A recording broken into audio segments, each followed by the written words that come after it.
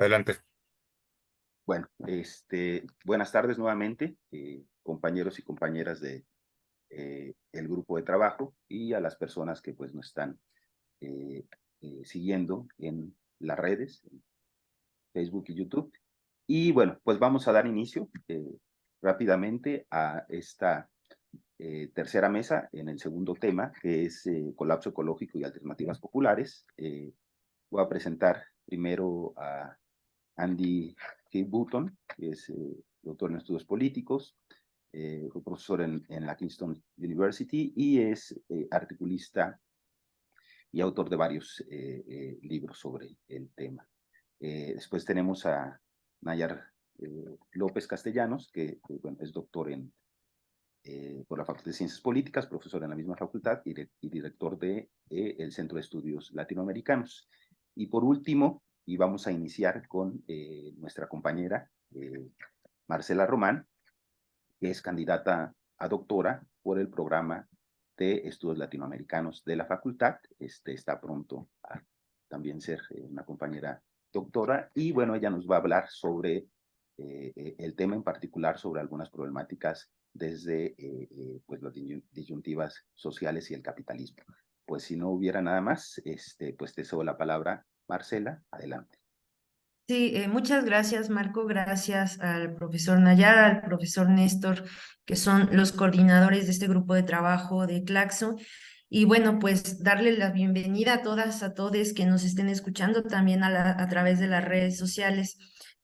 Yo quería plantear algunas ideas más que propios resultados de investigación o ideas meramente académicas, como algunas ideas que me parece que tendrían que estar en las mesas de debate de manera más común y también más democrática en términos de medios de comunicación, que a veces en la academia queda muy claro, pero que falta, creo que, enfatizar en el debate público de a qué responde una crisis ecológica el día de hoy en el mundo, ¿no? Y cómo se puede mirar desde América Latina. Me parece que un logro importante de este grupo de trabajo es, y la propuesta en realidad tiene que ver con volver a mencionar la totalidad, la totalidad social, ¿no? Tanto las estructuras como los resultados ideológicos que las estructuras económicas tienen, pues me parece central. Y algo que se ha estado debatiendo el día de hoy y que es sustento de mucho de lo que este grupo de trabajo produce, pues es la idea y el concepto de imperialismo, ¿no? Porque parto de ahí, porque nosotros, digamos, sí reconocemos que vivimos en el sistema capitalista, pero que además en este marco del sistema, para el caso de América Latina, pues tenemos una presencia muy importante del imperialismo, tanto visto en términos de guerra, de implementación de una estructura bélica, como de implementación de una estructura económica. Y en ese sentido, pues después viviendo el imperialismo norteamericano por un lado, pero además el modelo del capitalismo bajo la faceta neoliberal, pues dentro de este mapa económico-político, donde aparece la ecología y donde aparecería la vida, ¿no? Y bueno, aparece, creo, de manera trágica porque así como el capitalismo subsume la vida del trabajador y digamos es una de las apuestas críticas más importantes del marxismo, descubrir cómo es que se absorbe la vida de una clase, como es la clase trabajadora. Al día de hoy también estamos viendo cómo el capitalismo absorbe la vida del planeta, ¿no? Bajo una lógica de la mercancía, de que todo es vendible y cuantificable y que además el desarrollo económico se correspondería con el nivel de extracción de recursos naturales, pues la vida, ¿no? Lo que algunas culturas justamente originarias del mundo llamarían madre tierra, en el contexto del capitalismo y del sistema dominante serían vistas solo como mercancías. En este sentido, la fantasía del capitalismo de convertirlo todo en una mercancía vendible, cuantificable, pues nos estaría llevando a una crisis civilizatoria y a un colapso ecológico que si miramos las cifras con detenimiento, que a continuación creo que el profesor Nayar nos va a compartir algunos datos, pues nos llevarían directamente a la depresión, ¿no? Porque son cifras, digamos, de un colapso ecológico que no auguran una vida digna para los pueblos en un futuro. Por eso, en ese contexto, creo que es muy, muy importante dar este debate. Y ¿qué es lo que vemos hace rato que mencionaba la compañera sobre los medios de comunicación atendiendo a ciertos temas y dejando de lado otros? Creo que en un nivel de la comunicación para entender el colapso ecológico y sobre todo los silencios internacionales sobre lo que vivimos, tiene que ver que además la hiperextracción de recursos es vista, como dije hace un momento, como desarrollo, pero que además oculta, y eso se ve en los discursos públicos, que parece que el colapso ecológico no tuviera responsabilidades, ¿no? Y creo que sobre eso habría que enfatizar cuando hablamos de colapso ecológico, es decir, de una denominada escasez de recursos para la población al día de hoy, como es el alimento, como es el agua, entre otros elementos de la naturaleza.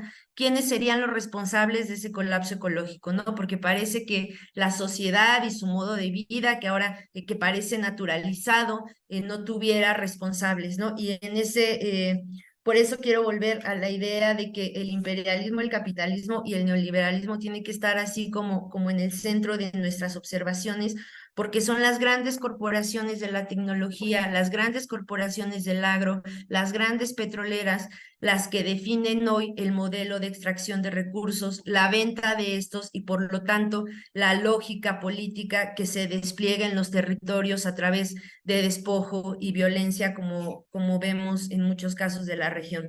Eh, Ante esta fantasía como del capitalismo, de poderse enriquecer sin límite, ¿no? De poder seguir generando explotación a partir de la superextracción de recursos, pues ha habido alternativas, ha habido intentos de construcción de estados populares y de movimientos sociales que intentan poner límite a esta lógica de muerte por muchos colectivos en América Latina, incluidos el Ejército Zapatista de Liberación Nacional, pero también compañeros de Colombia, del tejido de organización del Cauca, etcétera. Me parece que han sido de los mejores, de los colectivos de resistencias latinoamericanas que mejores han planteado cómo contra este proyecto de muerte, ¿no? De muerte sin límite, donde todo, repito, es visto como mercancía, ¿cuáles serían las alternativas? Hay quienes desde un sentido radical propondrían que las alternativas solo pueden construirse de manera autónoma desde los movimientos sociales, pero también habría otras propuestas alternativas que vincularían las responsabilidades del Estado con una relación desde los movimientos sociales. Voy abriendo con estas ideas para en mis posteriores participaciones alojar algunas otras que quisiera compartir. Y bueno, ¿qué hacemos? Y voy lanzando esto cuando la guerra, como se ha dicho en las mesas anteriores, es el corazón de este sistema productivo. La guerra como generador de capital, como sustento necesario de este modelo de producción, si es el corazón necesario, pues cómo haríamos para construir una alternativa también geopolítica de gran alcance internacional que diera una respuesta de verdad contundente a este modelo que es impuesto a nivel mundial. El colapso ecológico tiene una particularidad y es que aunque nosotros pues lo podamos entender y abordar desde lógicas nacionales y entender qué pasa en cada uno de nuestros países como cualidades graves en este sentido, el límite del Estado-Nación es un problema que sería importante abordar, ¿no?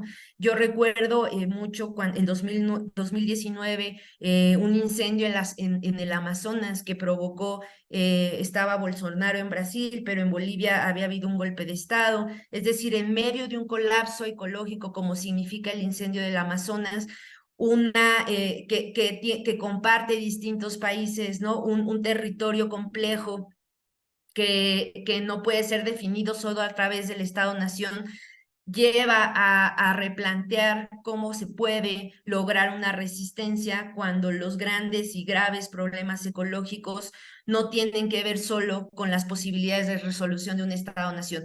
Recuerdo que en este incendio Bolivia, todavía me parece que le tocó una parte a Evo antes del golpe de Estado, trató de apagar estos incendios, pero en la política de Bolsonaro esa no era una prioridad y además estos incendios habían sido provocados, ¿no? Porque hay que recordar eso.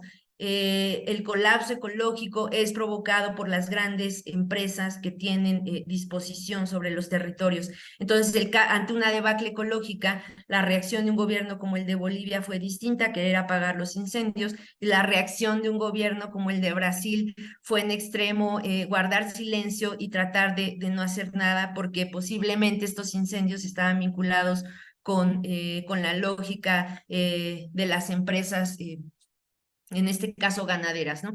Entonces, con esto iría cerrando como tenemos una guerra de hiperextracción de grandes poderes armamentísticos que también se disponen sobre estos territorios con recursos en disputa. Tendríamos, por otro lado, repito, las alternativas de los movimientos sociales más radicales que defienden el territorio directamente, y en un tercer momento estados soberanos que en este siglo han sido llamados gobiernos progresistas o gobiernos de izquierda, que no solo intentarían resolver estas grandes contradicciones catastróficas del capitalismo, sino que además en sus propias constituciones, en sus propias discusiones políticas, estarían tratando de entender la naturaleza no solo como una mercancía, sino justamente bajo una idea de los pueblos originarios como la madre tierra, como el planeta con derechos, ¿no? Los recursos no solo vistos para la satisfacción de las necesidades humanas, sino en el sentido de ser vida misma,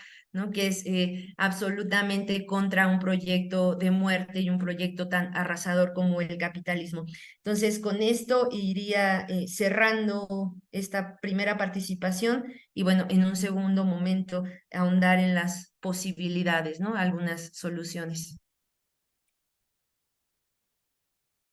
Muchas gracias, Marcela, como efectivamente pues lo comentas y lo abordas en dos grandes ejes.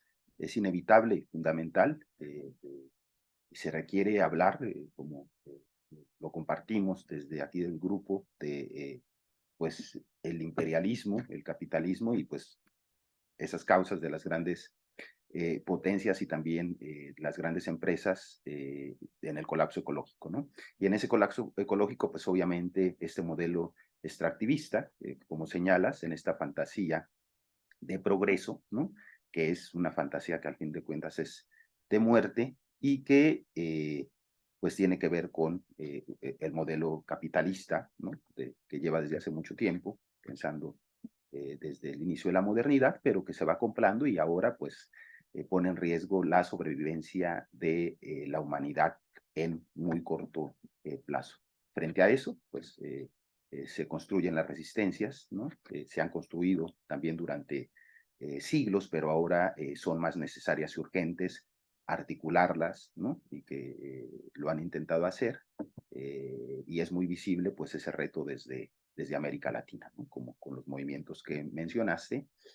Y bueno, también actividades críticas desde el pensamiento crítico para dar no solo análisis, sino también respuestas frente como lo decía Rosa Luxemburgo, frente a la barbarie, ¿no? Y bueno, pues cedo la palabra a Nayar López, que seguirá exponiendo sobre el tema. Nayar, por favor.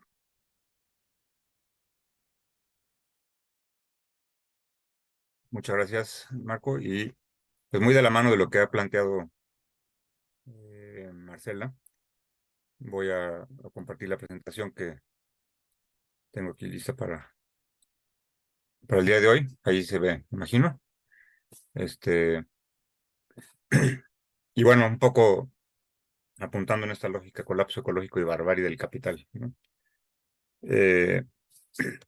Un poco la reflexión va en el sentido de entender la dimensión, digamos, de la crisis societal y el colapso ecológico a partir de algunos factores centrales como son el tema de la pobreza, la violencia multidimensional. En este caso particular, en la coyuntura que nos encontramos, obviamente, pues los efectos de lo que fue la pandemia de la COVID-19, ¿no?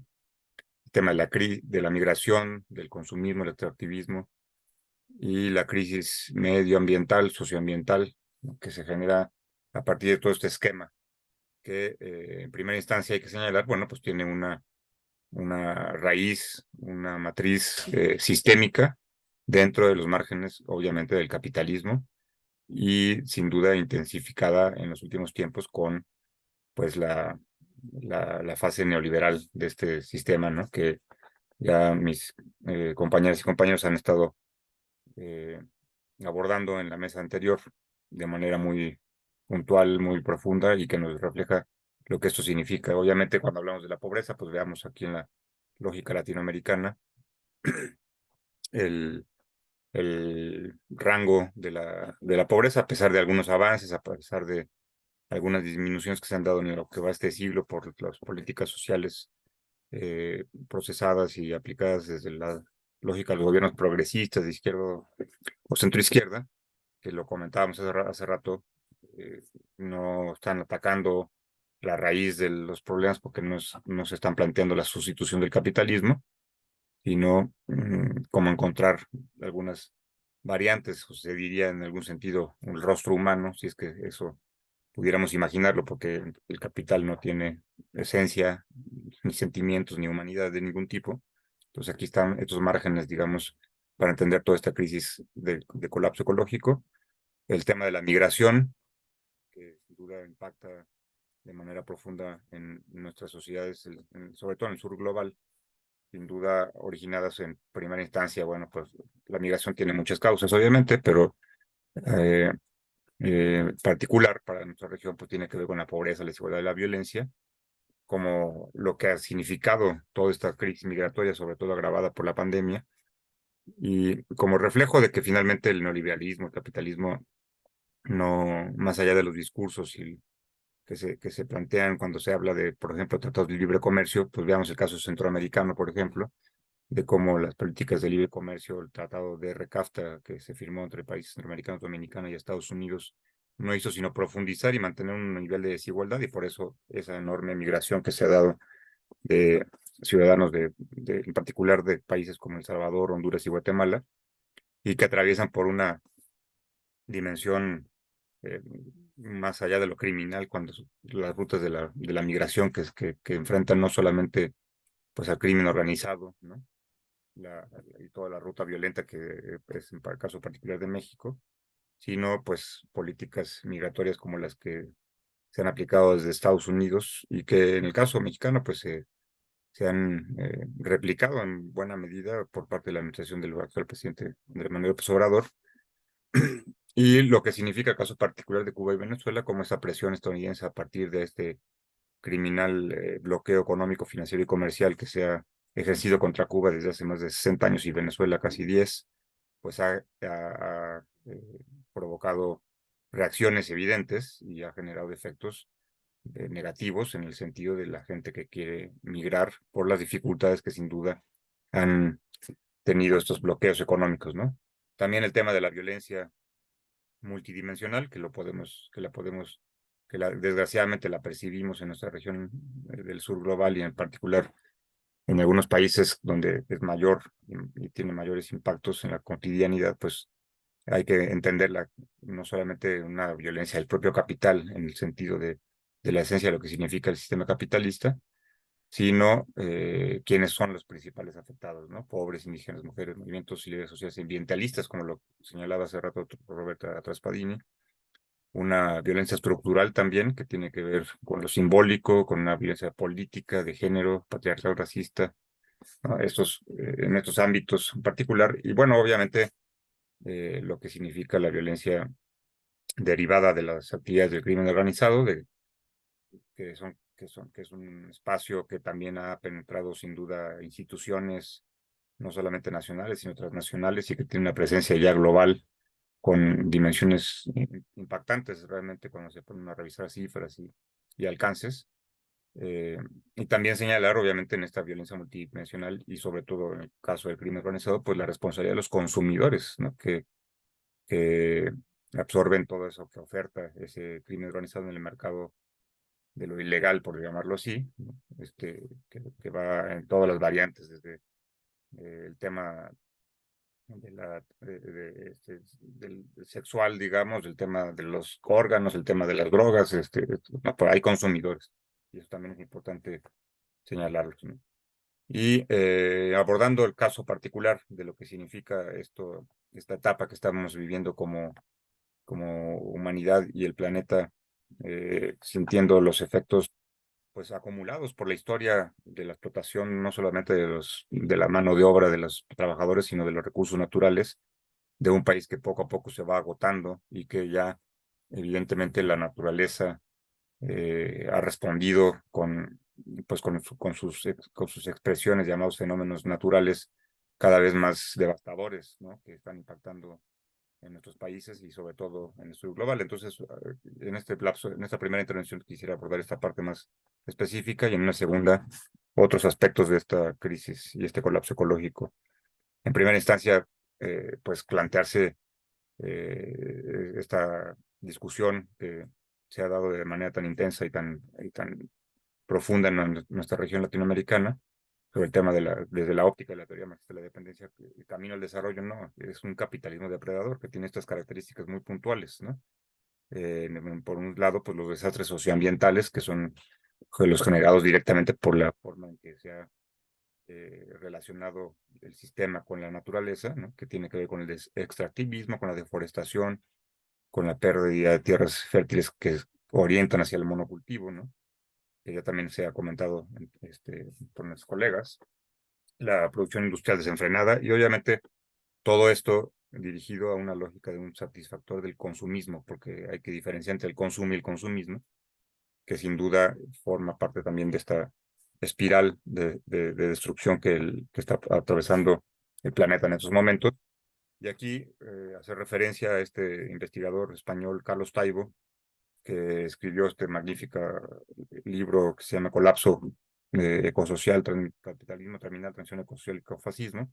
Y en el segundo capítulo, ese libro además está disponible de forma libre en Internet, todos los aspectos específicos del colapso, ¿no? No voy a leerlo, aquí está en la imagen, pero nos ofrece el parámetro de lo que está significando esta acelerada destrucción, esta acelerada capacidad destructiva del capitalismo en el planeta, en todos los ámbitos y en todas las dimensiones, ¿no? Estos son algunos de los datos que nos ofrece allí en esta obra y otras tantas investigaciones que se han estado generando en los últimos años ya en diferentes países, que obviamente ve este proceso por las dimensiones que tiene, está tomando mayor atención, perdón, investigadores desde el ámbito de la academia y también en un sentido multidisciplinario, ¿no? O sea, multi-interdisciplinario, es decir, desde diferentes especialidades de las ciencias sociales, de las ciencias exactas, se están articulando visiones que están explicando el grado de destrucción que el capitalismo está provocando en nuestro planeta. Y aquí algunos elementos muy puntuales que tienen que ver con el tema de la erosión de las costas, de cómo la salinización, que se llama así, el proceso de cómo el mar va invadiendo no solamente en la superficie, sino en los mantos acuíferos, el agua dulce y de cómo esto afecta sobre todo, por ejemplo, en el caso de las islas del Caribe, de nuestro continente, de la región del Caribe, cómo están impactando de manera multidimensional en términos negativos, ¿no? El incremento de los huracanes y tormentas tropicales, de las inundaciones y todo el tema del suministro de agua. Eh, También como parte de este llamado cambio climático, que no es otra cosa que el impacto devastador del capitalismo, de un capitalismo depredador, pues el tema del calor, ¿no? El tema del calentamiento global, que en estas dos imágenes podemos observar cómo está creciendo y las proyecciones que se están planteando. Justo el huracán que azotó Acapulco hace mes y medio casi, como fue producto justo del calentamiento que está teniendo el mar, presentando en diferentes regiones del planeta. Aquí está, por ejemplo, una proyección de las costas de la región latinoamericana y caribeña, de cómo están aumentando cada año, y las proyecciones de esas franjas rojas que nosotros podemos ver en el mapa de la proyección 2040-2070, esas pequeñas franjas rojas que parecieran no tener mayor trascendencia, entre comillas, significa un nivel de devastación impresionante en en todas las zonas habitadas de las costas de ambos océanos, ¿no? Eh, que, que en lo concreto pues se reflejarán obviamente en el desplazamiento de comunidades, en desbordamiento de presas, ríos, lagos, ¿no? Un impacto que no solamente cobra eh, el avance del mar hacia la tierra, hacia la parte continental, sino también pues en una devastación en términos humanos y económicos. Estas estas imágenes que reflejan de manera muy puntual pues estos impactos en el cambio que significan el cambio climático. El tema de las especies, que se está extinguiendo una especie por día, ¿no? Es el promedio más o menos que han planteado y investigado los científicos. Y por ejemplo, en el caso de países centroamericanos y caribeños, vean ustedes aquí también el nivel de los desastres naturales que se han dado en el último lustro, tan solo sin contar los de este año, pero es un aumento significativo de lo que se daba en el pasado. Y ahí vemos además también cuáles son los fenómenos naturales, las expresiones de la naturaleza que se convierten en un desastre natural, que tiene que ver sobre todo con el tema de las inundaciones y las tormentas, ¿no? Y el número de afectados en particular, en términos numéricos, que genera cada uno de esos fenómenos naturales, ¿no? Que tiene que ver con lo que estamos planteando aquí. Y con esta parte cierro esta primera intervención, pues nada más recordar de estos últimos 2, 3 años, en tiempos de pandemia además, cuando la situación era mucho más compleja todavía socialmente hablando, pues veamos ahí el caso de los huracanes ETA y el Iota que impactaron Centroamérica y todas las pérdidas que generaron en ese contexto tan complejo de la pandemia. El caso del año pasado de los huracanes Ian, Fiona y Julia, que impactaron de manera impresionante, digamos, en Cuba, en las islas Turcas y Caicos, en el caso de Nicaragua, ¿no? Aquí están las imágenes que reflejan esto. Y justo la tormenta que en realidad, bueno, hace un mes y una semana, más o menos casi un mes y medio, impactó en Acapulco, y Coyuca de Benítez, en el estado de Guerrero, en México, lo que se convirtió en una simple tormenta tropical. En menos de 2 horas se pasó a una categoría 5, rebasando todos los parámetros y los cálculos que se habían hecho desde diferentes instancias meteorológicas, tanto de México como de otras partes, como el propio Estados Unidos, ¿no? Y reflejando, pues obviamente, este cambio climático, lo que este nivel de colapso que estamos viviendo significa en los hechos concretos, ¿no? Aquí están algunas cifras muy específicas. Vean ustedes el grave daño que dejó, no solamente en las imágenes, pero lo que significa, bueno, fallecimientos, obviamente, desaparecidos, pero la magnitud de infraestructura que se dañó con este huracán: 274,000 viviendas afectadas, ¿no? 120,000 de ellas con daños mayores o pérdidas. Y bueno, la cantidad de residuos que quedaron: 211,000 millones de toneladas, ¿no? 211,000 toneladas, perdón, de residuos que dejó el huracán, ¿no? Entonces, sin duda aquí en en este primer planteamiento lo detengo para la segunda parte abordar otros aspectos puntuales. Gracias. Muchas gracias, Nayar. Pues justo, como también comentaba la compañera Marcela Román, pues le pones cifras, le pusieron cifras ella también con algunos ejemplos de las resistencias. Aquí vemos pues las afectaciones que se han dado, y es pues justo este colapso ecológico en esta crisis terminal del capital, porque pues está también terminando a la humanidad.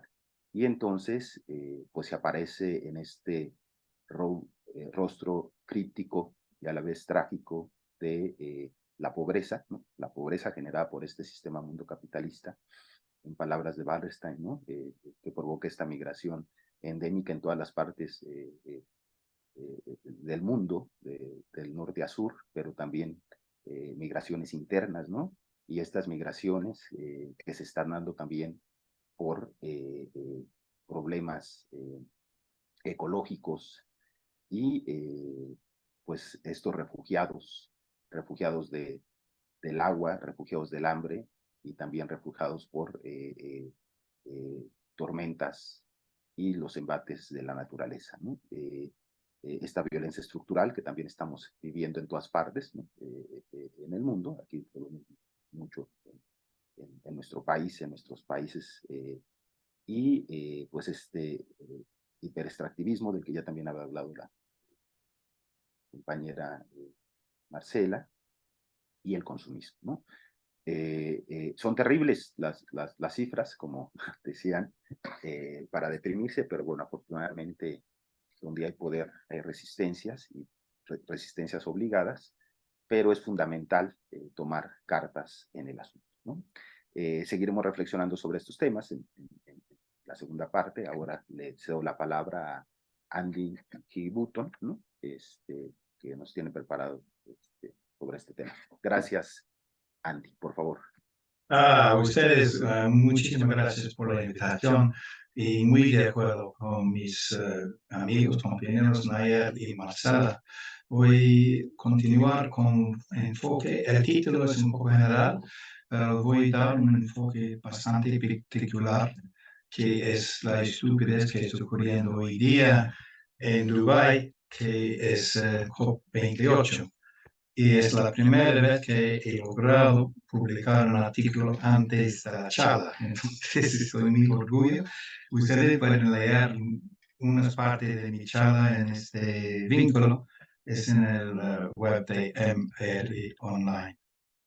Y voy a empezar con la estructura del mundial de producción de petróleo. Y se puede ver que Saudi Arabia exporta casi 17 porcentaje de las exportaciones en el mundo.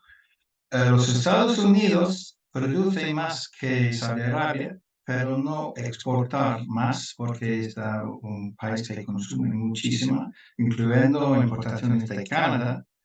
Entonces, este es un punto de interés clave que con la combinación de OPEP y Rusia, este grupo de países todavía producen 56% de las exportaciones mundiales. Okay, ese es un punto para mantener. Okay. ¿Dónde va?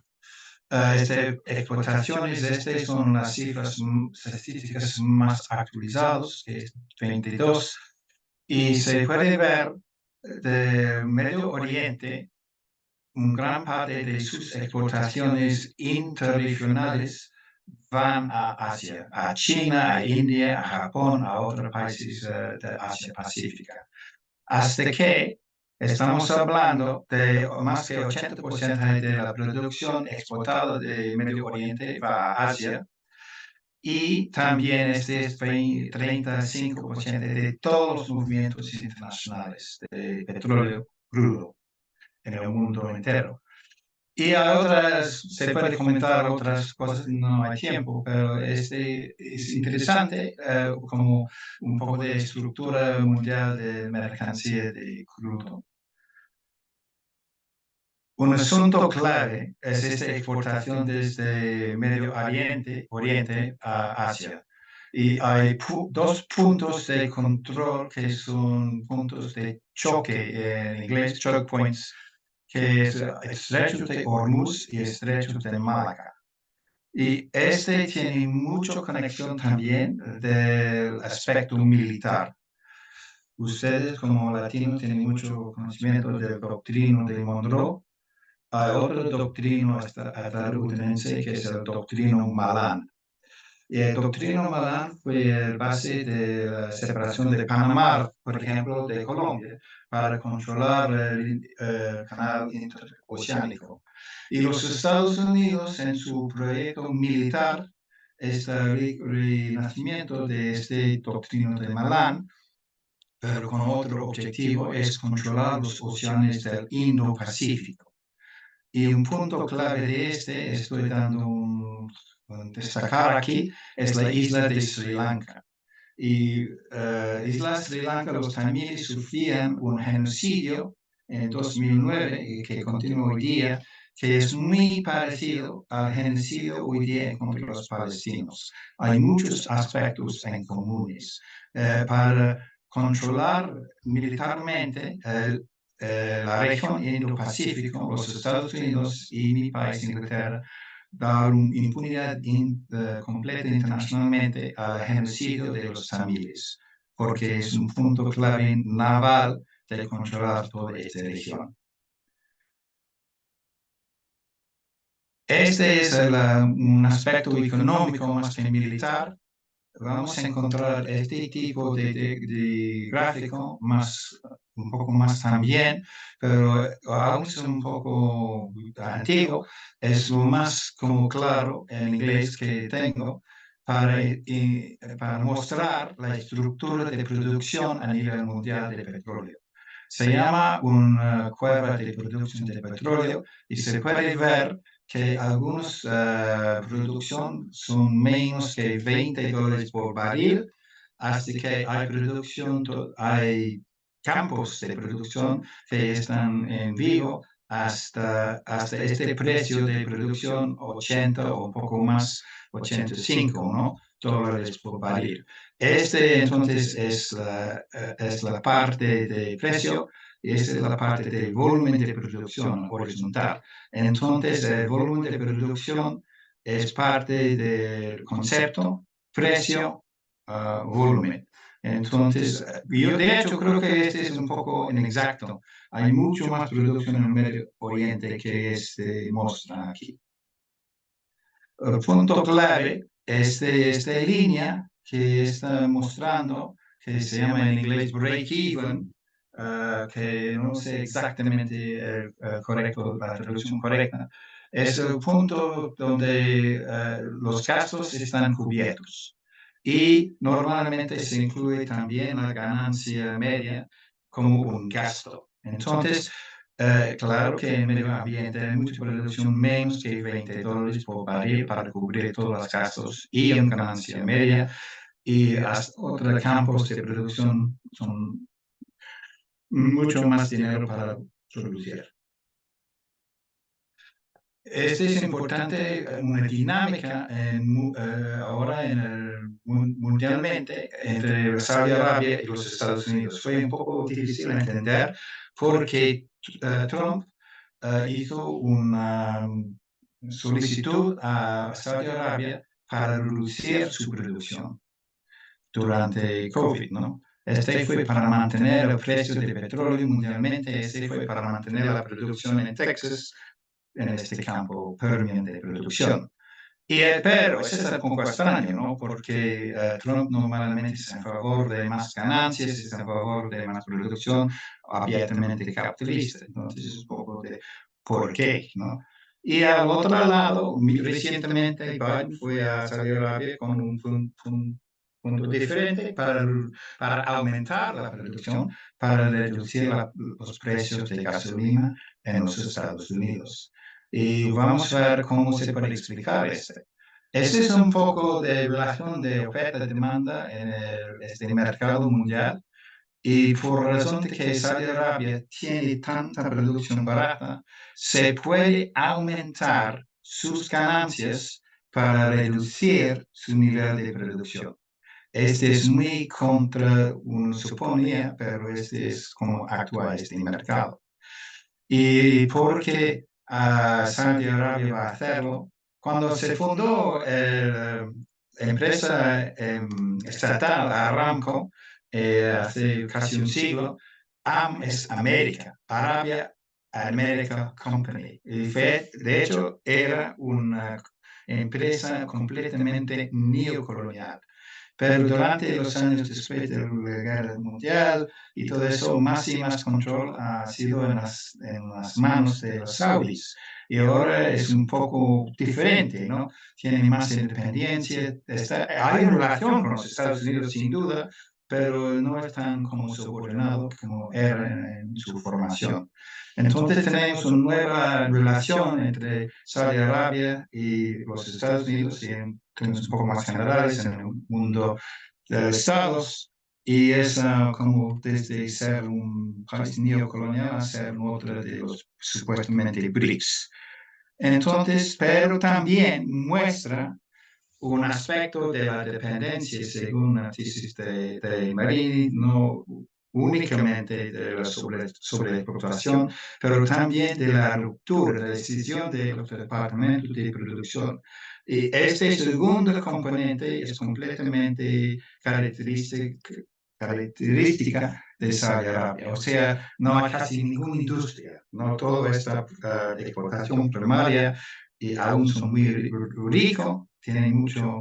De hecho, esta empresa ha ganado más ganancias de cualquier empresa capitalista en la historia del capitalismo.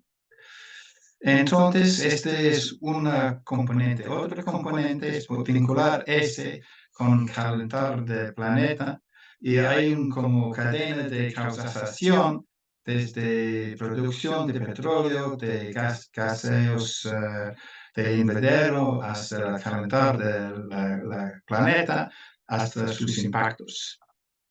Estos vienen de una entidad, se llama en inglés International Energy Authority, Autoridad de Energía Internacional, y como ustedes pueden ver muchas veces hay tres escenarios. Escenario 1 es continuar como estamos aquí. Escenario verde es que es necesario para lograr 1.50 grados de calefacción. Y este es completamente imposible dado los intereses de los grandes petroleros, ¿no? Esta es una caída de la producción hasta menos de mitad de producción ahora, dentro de 10 años y un poco más, ¿no? Pero este es el posicionamiento de este AIE, es el grupo más autoritario de los países ricos, y está hablando de un escenario muy optimista para llegar a emisiones net cero, pero este va a incluir también la caída del precio del petróleo dentro de unos pocos años a $50 por barril. Aquí mismo está más o menos 80, 85, depende del tipo de petróleo. Entonces, este es un escenario absolutamente optimista y no real, ¿no? Entonces tenemos se convierte hasta calentación del planeta, dos escenarios, y se puede ver que net cero aún va a pasar más que 1.5, y con política actual va a pasar más 2.5 según esta entidad. En mi opinión, este análisis es muy optimista, dado la realidad y vamos a ver que yo no soy solo yo, es un debate, ¿no? Pero se puede ver con un poco aumentación de producción de combustibles fósiles.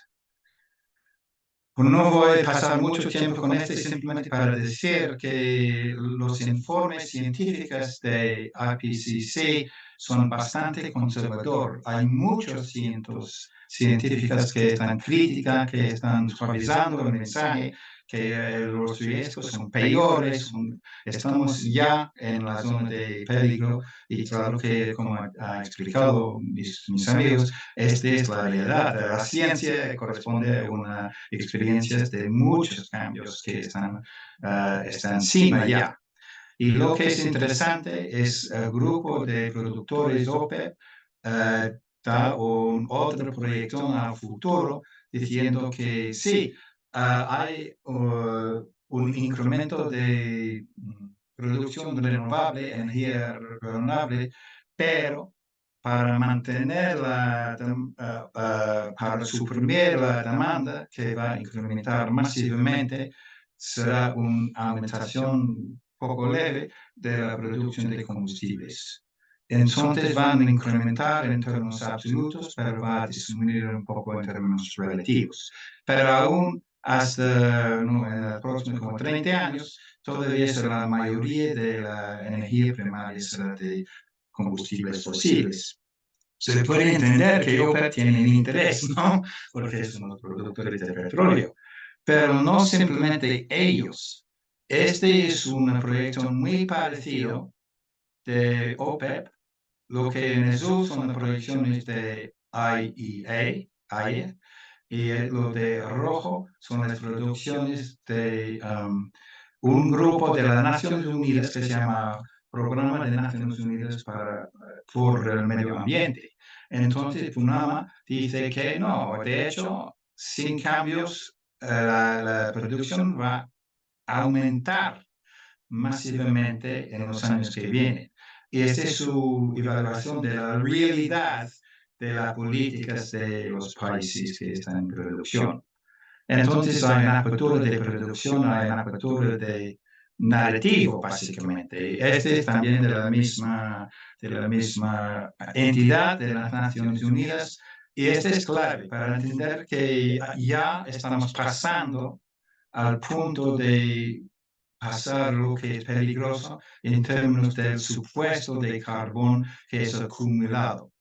Y estamos pasando a ser cerca a 2 grados, no 1.5. Hay varias maneras de presentar la información, pero este es una proyección bastante realista de la producción en 2018 hasta hoy día. Entonces, diciendo, no, estamos pasando al límite de 1.5, estamos llegando al punto de 2 y pasando por. Y esta proyección no es algo del aire, es algo que tiene una confirmación en los actos de los grandes petroleros. Por ejemplo, los dos gringos, Exxon y Chevron, están comprando otras grandes empresas para aumentar su producción. Shell, BP, Total, de los grandes supermayores de Europa, tiene un discurso un poco diferente, en particular BP, pero la realidad no es tan diferente. Están también expandiendo su producción, están construyendo nuevos campos de producción. Shell en Brasil, en México, BP, en muchos países del mundo también. ¿Y por qué? Porque su precio de producción, este punto de break-even, en inglés, están estimando más o menos 30, a veces hasta $40 por barril. Pero si acordamos que las proyecciones que están más realistas están desde 65 hasta $80 por barril. Entonces, este será muchas ganancias para expandir y mantener su producción. No estamos hablando de una producción de ganancias normales, porque la rentabilidad de renovables está como 5 o 7%, pero la rentabilidad es la normativa de petróleo, es desde 15 hasta 25% de rentabilidad, entonces es como 2 o 3 veces más. Entonces, este es un gran reto. Si el proyecto es apelar a la conciencia a este gran multinacionales, no va a llegar a nada, ¿no? Porque están muy comprometidos a sus ganancias. Y este es también de las grandes financieras. Se habla de un financiero verde, pero es lo más alta calculación de financiero verde es que ha llegado a ser 5% de la inversión en petróleo. Entonces es muy pequeño. Entonces, en síntesis, hasta aquí, las presiones para las grandes petroleras cambian sus combustibles fósiles por las energías renovables han fracasado. Este es un punto clave para entender. Las grandes empresas han comprometido a expandir su producción. porque los combustibles fósiles siguen generando una tasa de rentabilidad significativamente mayor de los renovables. Y sus activos no están parados, están haciendo inversiones, proyectos de inversión hoy día para los próximos 20, 25, 30 años. ¿Okay? Segundo, la contaminación gaseosa resultante esté aumentando producción en el mismo momento en que el calentamiento global es manifiestamente peligroso. Tercero, para salvar el planeta es cada vez más claro que hay que destruir las megacorporaciones y la lógica atrás de su expansión se tuvo que añadir y eliminar por completo el afán de lucro de la forma en que la sociedad extrae materiales de la naturaleza.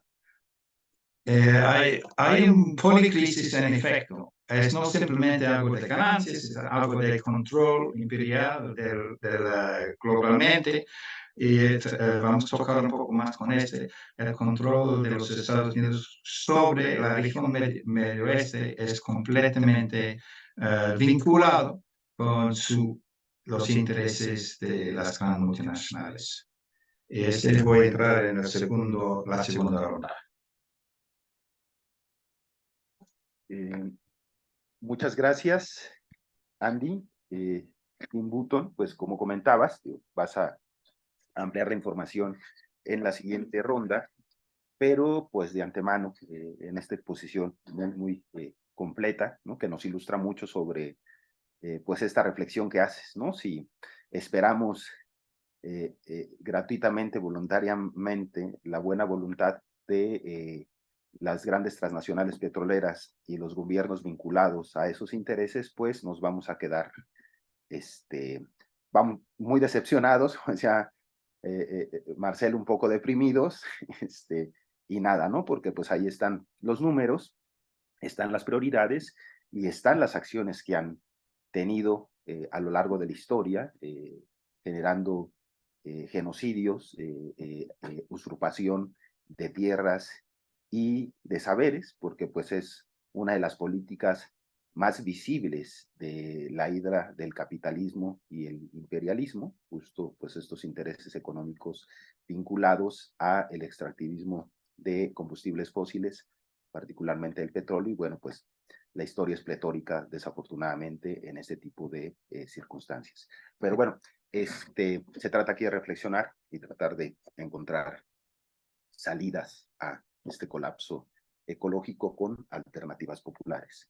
Pues si quiere, vamos a dar la segunda ronda. Todavía tenemos algo así como 40 minutos, un poco menos, por si quieren dar un cierre final. Entonces, pues nada, igual si lo pensamos en una participación de 10 minutos, yo creo que les da tiempo y nos da tiempo para cerrar bien en una última reflexión, ¿no? Pues adelante, Marcela, tienes la palabra. Agradecer las exposiciones del profesor Nayar y de Andy también. Ahora que escuchaba no solo pues el interés eminentemente económico, geopolítico de las petroleras, pues viene a la cabeza lo que está pasando en Venezuela, ¿no? De la disputa por el Esequibo, un territorio venezolano que la ExxonMobil justamente ahora ha tenido la capacidad de disputar abiertamente como otro país, ¿no? Las petroleras tienen ese poder casi de toda un Estado-nación porque tienen a su disposición una infraestructura bélica, una infraestructura institucional, ¿no? Abogados, etcétera. Entonces, pues pedirle a quienes están escuchando esta transmisión y demás que no dejen de informarse de lo que está pasando en la disputa por el Esequibo en Venezuela, que evidentemente es un tema que en los medios hegemónicos el día de hoy no existe, pero que es ejemplo, ¿no? De lo que decía también hace rato la compañera de Brasil, de cómo construir narrativas desde medios populares y atender a estos temas pues desde los medios más bien alternativos. Y en ese sentido también pensaba un poco y con lo que expuso el profesor Nayar, como creo que algunos de los retos desde las ciencias sociales, las humanidades, es encontrar no dejar de buscar y encontrar narrativas que permitan entender estos problemas ecológicos desde la totalidad social, porque creo que la idea dominante primero responsabiliza al individuo, porque claro, desde la lógica capitalista además el individuo funciona aislado y parece responsable de todo, ¿no? Y niega, repito, estas responsabilidades de las corporaciones. Entonces, ¿cómo volvemos a poner en la mesa de debate las narrativas que permitan entender que los responsables directos tienen nombre, apellido y situación geográfica concreta para no dejar de vincular la totalidad de elementos que componen un problema ecológico, ¿no? El problema del agua, por ejemplo, desde la idea hegemónica es explicado como si cada uno de nosotros fuera responsable de esa crisis por tener acceso al agua de manera cotidiana, ¿no? ¿Y qué se niega del otro lado? Pues, por ejemplo, todo el papel de las mineras, ¿no? Y de otros actores justamente colapsando al límite el sistema hídrico en ese caso. Entonces, ¿cómo buscamos, cómo construimos unos nuevos lentes de observación de esta dinámica del capital en el colapso ecológico para el siglo XXI, ¿no? Cómo generamos alternativas en la narrativa que nos permitan entender todos los actores involucrados. Y hace rato que decía Georgette, ¿no? Como de esta disposición militar que se ejerce sobre países en América Latina desde Estados Unidos, ¿no? Como, por ejemplo, Colombia con 8 bases militares gringas, pero también México pidiendo ayuda a Estados Unidos, como cómo nuestros países se involucran con la venta de armas, ¿no? Este tema de la milicia estadounidense, cuando lo observamos en territorios concretos, como en el caso de México, cómo es que se observa. Y a mí me parece que un caso emblemático de este imperialismo, de esta intervención militar extranjera, pues lo pudimos observar durante el sexenio de Felipe Calderón en Michoacán, ¿no? ¿Y por qué quería poner en la mesa este debate? Pues porque parte del colapso del colapso ecológico tiene que ver con este control militar sobre los recursos que es capaz de desplazar a la gente que vive ahí, de saquear sus recursos y como decía la compañera Roberta, incluso de asesinar. Para el caso de Michoacán, del 2006 al 2012, durante el sexenio de Calderón, que además es un sexenio identificado plenamente con la guerra imperialista, con el intervencionismo, ¿no? Con estos planes de reorganización territorial. Bueno, durante este sexenio, algunos de los conflictos de guerra más fuertes se dieron en el estado de Michoacán. Y al día de hoy, uno de los grandes responsables del colapso ecológico, pero que tuvo que ver con este desplazamiento ejecutado a través, pues, de las armas, es el caso de la zona lacustre para la producción de aguacate.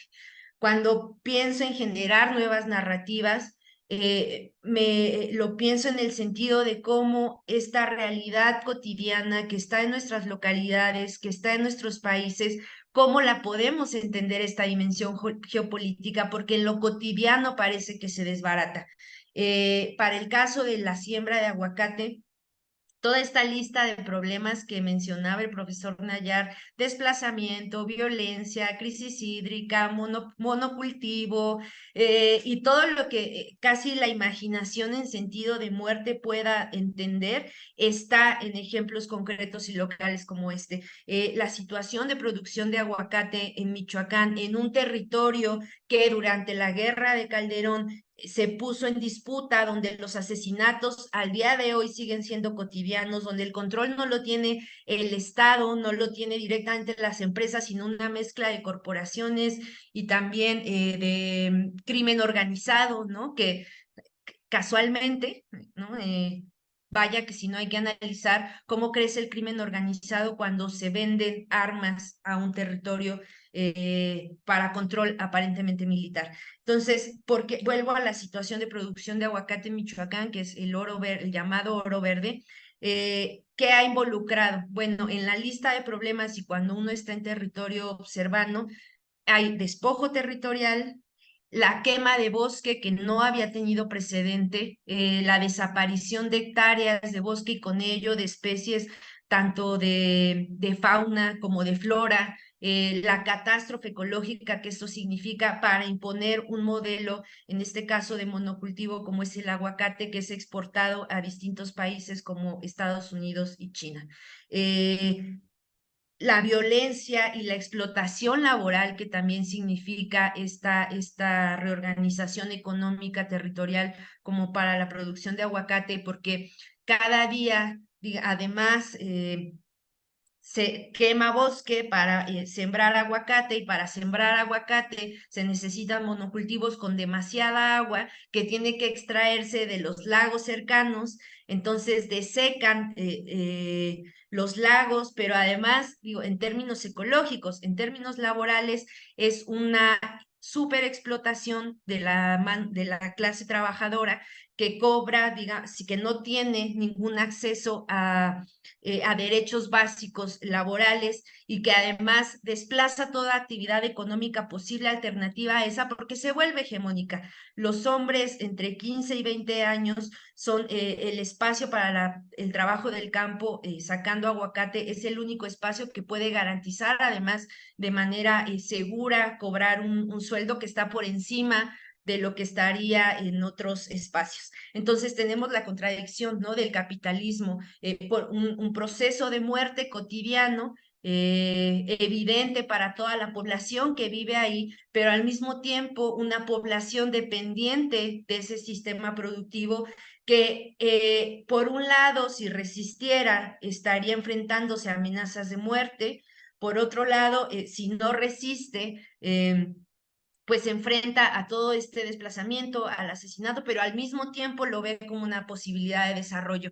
Por eso creo que nuestra aportación sigue siendo encontrar estas, nombrar, ¿no?, estas paradojas del capitalismo, pues que es difícil a veces entender en el desarrollo de ciertas lógicas en las comunidades. Entonces, por ahí también mencionarles y pedirles a quienes están escuchando esta transmisión que no dejen de observar la situación del aguacate y, bueno, las múltiples situaciones de crisis ecológica que vive este país, ¿no? También en términos mineros, las historias son verdaderamente terribles, pero creo que falta mucho más esfuerzo de las narrativas que nos permitan entender lo que pasa, cómo convertimos todo esto que sabemos, ¿no? Todas y todos nosotros que hemos estado en un encuentro como el día de hoy, cómo lo hacemos más cercano a elementos como el periodismo para dotar a quienes están en estas realidades,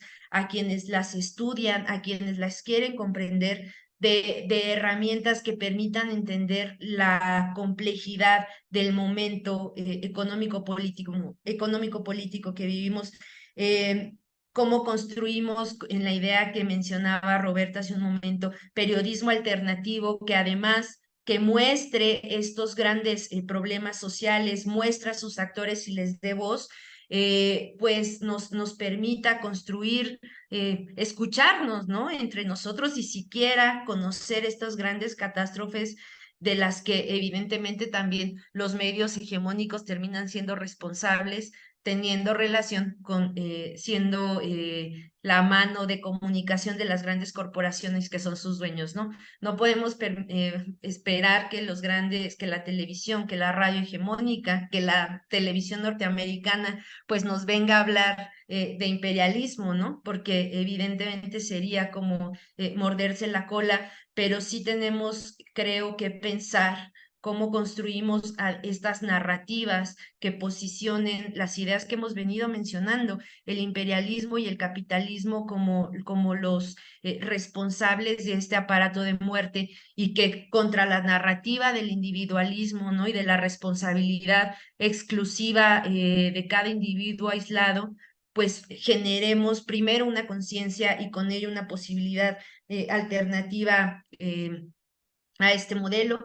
Y cerraría con, si a lo largo de estas ponencias hemos visto como la catástrofe bélica, en este caso la crisis civilizatoria, la crisis ecológica a partir de una estructura mundial vertical, ¿no? En la que visto como un triángulo, hasta arriba estarían los intereses hegemónicos imperialistas que toman cuerpo, como lo mencionó Andy, a través de las petroleras, pero que también podríamos ver otros actores ultrapoderosos en términos económicos en esta verticalidad.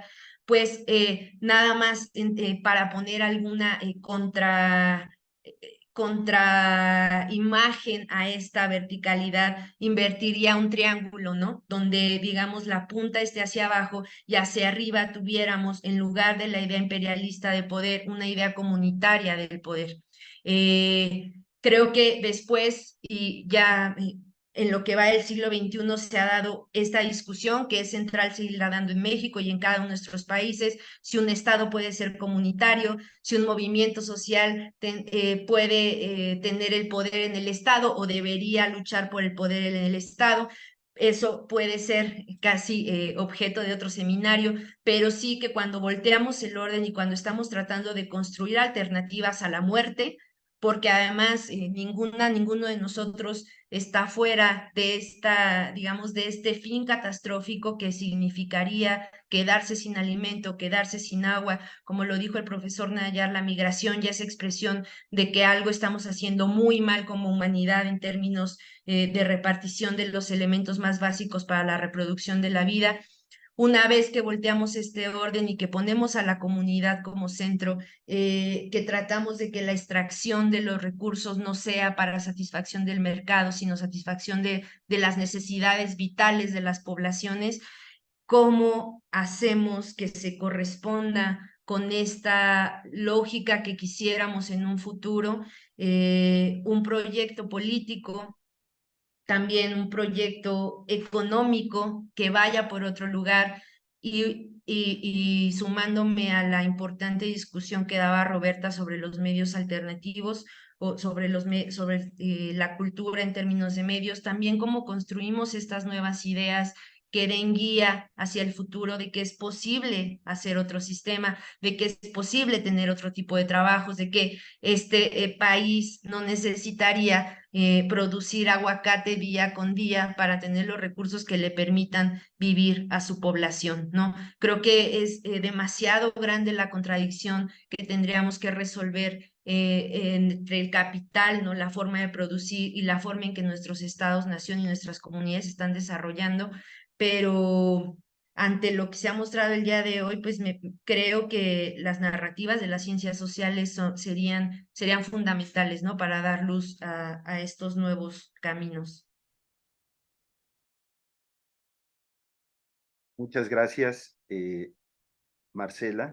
Efectivamente, y como comentas, ¿no? En este colapso ecológico que estamos abordando, pues hay casos muy específicos, ¿no? Tú iniciaste diciendo, pues, el tema que hay que estar atentos de Venezuela, hay que informarse y sobre todo no dejarse desinformar, ¿no? Porque hay intereses de fondo que están ahí. Después, pues, estos casos en México que han pasado de el oro verde, el aguacate, y pues las minerías y esta economía extractivista que genera violencias, genera usurpación de territorios y organización de territorios, y prácticamente desata una guerra en esos espacios, ¿no? Una guerra permanente para desplazar a las comunidades originarias, a los residentes de ahí, y apropiarse de ese territorio de manera violenta, como son las formas del capitalismo, ¿no? Y decías, ¿no? Importantísimo que sea tocado aquí en el seminario, es un tema recurrente, pues es necesario construir alternativas, en este caso, pues nuevas narrativas, nuevos imaginarios, horizontes emancipatorios en esta construcción de periodismos también militantes informados para generar contrainformación, ¿no? Y no quedarnos únicamente con la versión proveniente de los grandes capitales e intereses. Bueno, pues seguimos con Nayar en su segunda parte de la presentación. Por favor, Nayar. Muchas gracias. Bueno, pues justo particular de lo que señalaban. Puntualizar aquí algunos aspectos de esta segunda parte de la exposición, y que además me gustó mucho lo que también presentó Andy, lo que comentó Marcelo ahorita, porque pareciera que nos pusimos de acuerdo, ¿no? En abordar aspectos para tener más un todo, digamos, de este análisis de lo que significa el colapso ecológico y las alternativas populares. Obviamente que, como comentaba Marcelo hace rato, cuando uno se pone a revisar todo esto, pues es difícil no caer un poco en la lógica de la depresión, ¿no? Y de decir el panorama tan complejo ya no tiene salidas. Claro que las hay las resistencias, hay proyectos de diferente tipo, pero los datos son bastante duros, digamos, ¿no? En ese sentido. Entonces, bueno, en primera instancia, esa última parte, revisar el tema del extractivismo de manera muy puntual. Realmente no voy a profundizar tanto, pero hablar ahí del extractivismo legal y el ilegal, que básicamente pues tienen el mismo grado de impacto ambiental en cualquier escenario, como en el caso de la contaminación que ha hecho el Grupo México en Río Sonora, o lo que podemos ver en la Amazonia peruana por la minería ilegal, sobre todo en una zona que se llama Madre de Dios, que vemos ahí las imágenes del impactante contaminación, de la impactante contaminación que se hace de todo el río, ¿no? Y todos los efectos además societales que esto implica. Y pensar nada más simplemente con gráfica que generó Paul Hersch, un antropólogo mexicano que trabaja en el Instituto Nacional de Antropología e Historia, que tiene una profunda investigación sobre lo que significa la megaminería, ¿no? Y nada más ver y valorar que lo que significa un solo anillo de oro, todo lo que implica el llegar a 1 gramo de oro, ¿no? Para hacer 1 gramo de oro, que se puede traducir en realidad 4 gramos, pero todo eso multipliquémoslos por 4, toda la cantidad de destrozo ambiental que puede significar un simple anillo de oro, ¿no? En esta lógica del gasolina, agua, explosivos, cianuro, la electricidad y el destrozo, ¿no? Por eso el tema de la megaminería es tan importante abordarlo desde la lógica del extractivismo actual, ¿no? Lo que ya también se había mencionado un poco del tema del Amazonas, el plantamiento de soja en el Amazonas, como esta impactante imagen de cómo se destruye las selvas para plantar la soja, ¿no? Para hacer plantos de monocultivo. Y ahí está la impactante imagen que lo refleja. En el mismo Amazonas brasileño, por ejemplo, este dato tan impresionante que del año pasado, de solamente en el mes de abril, se talaron 1.000 kilómetros cuadrados, ¿no? Lo que equivaldría a 140.000 canchas de fútbol, ¿no? Que es una cosa también, un dato también impresionante, que refleja además, bueno, que tema de la deforestación, del extractivismo, del colapso, es algo real. Ahí están las imágenes, ahí están los datos específicos, y eso fue solamente en el mes de abril, ¿no? Lo que fue el derrame petrolero del caso de Perú, que también sucedió el año pasado, si no mal ubico, ¿no? Y todo el impacto que generó por décadas, además de daño ambiental ahí en Perú, ¿no?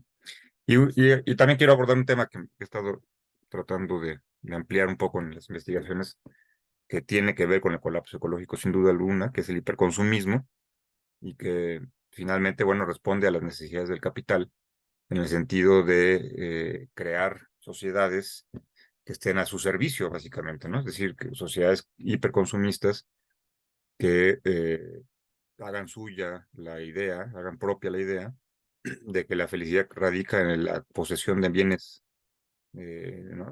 De que se es feliz por lo que se tiene y no por lo que se es. Y en ese sentido, este patrón de reproducción y este patrón societal, pues ha estado inmerso y profundizándose en las últimas décadas a grados verdaderamente desquiciantes, digamos, ¿no? En llegar a estos programas que el capital ha diseñado, como el tema particular de la obsolescencia programada y la inducida. La programada obviamente es que los objetos duren menos, ¿no? De manera intencional. Es decir, por poner un ejemplo, un refrigerador, perdón, que podía durar 10 años, ahora duran 2 años y las piezas ya no son intercambiables, sale más barato comprar uno nuevo que para reparar uno con algún daño. El caso de los teléfonos, ¿no? Celulares, o la obsolescencia inducida, que simplemente significa con toda una estrategia y mercadotecnia psicológica, pues llevar a las personas a pensar que tienen que desechar un suéter por una chamarra porque ya está pasado de moda y no van a estar en la dinámica que el capital está imponiendo con todo ese avasallamiento de los espacios públicos a partir de los anuncios y de la lógica de que comprar pues prácticamente es existir, ¿no? No importa inclusive el parámetro socioeconómico, perdón, de una persona, en cualquier nivel, inclusive de los ámbitos cercanos de la propia pobreza, aunque no en los extremos, pero también se genera esta práctica del consumismo, ¿no? Y esto obviamente que eh, tiene que ver el círculo, que se cierra el círculo, digamos, del colapso, porque finalmente este hiperconsumismo pues satisface la oferta de esta capital que no tiene límites ni control alguno, y entonces genera una espiral de consumismo que justifica el extractivismo, justifica los niveles acelerados de la producción para llevar todos estos productos a un mercado donde la gente está volcada, digamos, en la compra, ¿no? Entonces se convierten en mercancías desechables, ciudadanos desechables, ¿no? Ahí la referencia de esa investigación de la periodista Naomi Klein sobre el tema de las marcas, el poder de las marcas en su libro No Logo, y, y un efecto, digamos, de acumulación por encima de la vida, realmente proporciones que no tienen ya racionalidad alguna de acumulación en todos los sentidos, ¿no? Y hacer de esto un motivo de vida, inclusive, ¿no? Y que lleva a todos los extremos.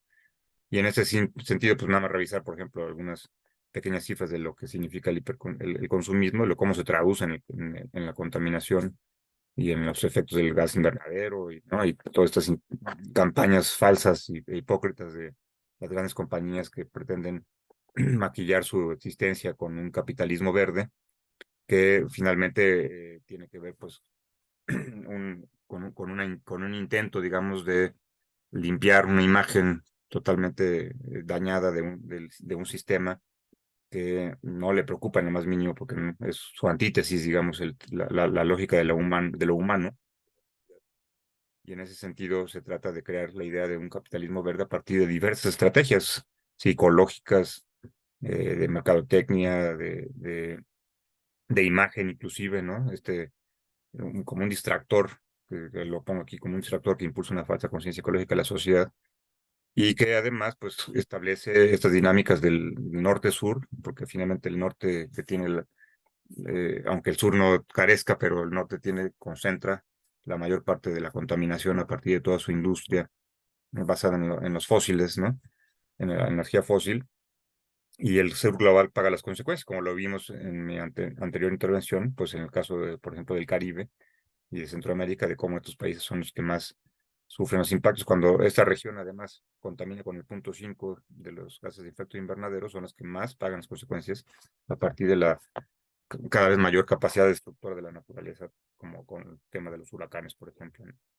Y este tema del objetivo de desarrollo sostenible, que están dentro de un margen del capital, que no plantean en ningún sentido la transformación del sistema capitalista, ni mucho menos una idea de un sistema alternativo como el socialismo, pero que si uno se pone a revisar esto y se lo trata de imaginar con el mayor esfuerzo, ¿no? de imaginación como tal, de pensar esto dentro del sistema capitalista, pues no tiene sentido ni es viable porque el sistema no tiene esta intención, digamos, de garantizar estos 17 aspectos que se plantean en los objetivos de desarrollo sostenible, y entonces en realidad se termina convirtiendo, digo, en algunos países con casos específicos, etcétera, habrá un mayor avance, pero en realidad se termina convirtiendo en una especie de careta para tratar de justificar y de mantener una dimensión sistémica que sigue contaminando y destruyendo las posibilidades de que la vida continúe en el planeta, porque nada de lo que está aquí le interesa al sistema, ¿no? O sea, y ahí